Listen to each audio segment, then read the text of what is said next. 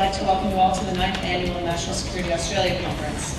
One of the key things that this conference has been important at sort of emphasising, I think, is the need to coordinate, not just within Australia, but also between Australia and other jurisdictions. And we'll have law enforcement, the security industry actually talking together, communicating, working together.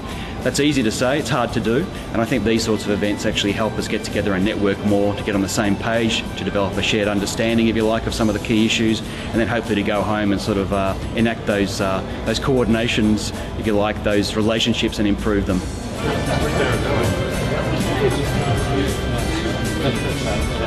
This is the second time I've been here. When I came last year, I noticed that you get a good range of keynote speakers, and so I find them very informative. And I think it generally improves the knowledge that people have got across a whole range of people working in that security environment. Get a pretty good appreciation of what's going on. You don't always get that exposure unless you come to conferences like this.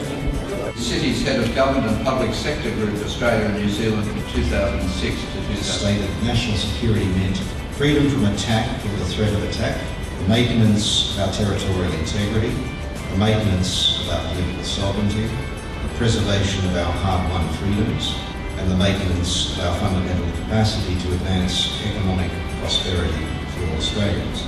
Well, I think, as you may have heard in the speech I've just given, it's really around the severe threat level. That's the number one issue for us, the severe threat level from a range of sources, both international terrorism and domestic terrorism in terms of the Irish threat in the UK. It's about operating with less money across the whole of policing, so the global economic downturn is having an effect on policing in terms of the police budget, so that, number two. And number three, the Olympics. We've got the biggest event in the world coming up in 2012 next year, and that is really exercising all of our minds in terms of what that's going to look like to make it a safe and secure games.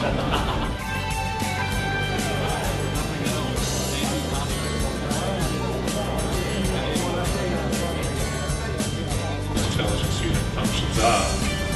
I see it as really misuse of technology, the human technology interface. In November 2008, it provides probably the conceptual framework. I'd particularly like to acknowledge a number of my colleagues in the audience.